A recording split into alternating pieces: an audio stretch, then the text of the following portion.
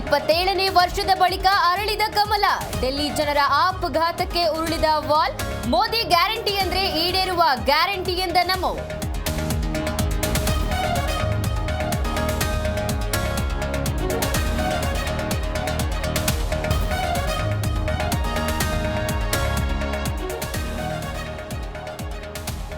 ಯಾರಾಗ್ತಾರೆ ದೆಹಲಿಯ ಮುಂದಿನ CM?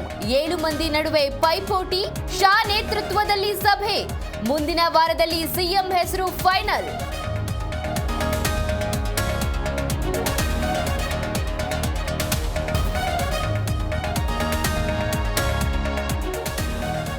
GM Siddeshwar ನಿವಾಸದಲ್ಲಿಂದು rebels ನಾಯಕರ ಸಭೆ.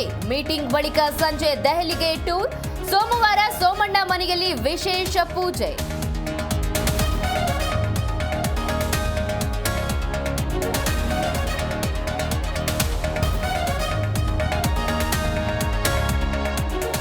ಮೆಟ್ರೋ ಪ್ರಯಾಣಿಕರ ಜೇಬಿಗೆ ಕತ್ತರಿ. ಇಂದಿನಿಂದ ಪರಿಷ್ಕೃತ ಹೊಸ ದರ ಜಾರಿ. ಸ್ಮಾರ್ಟ್ ಕಾರ್ಡ್ಗಳ ಮೇಲೆ 5% ರಿಯಾಯಿತಿ.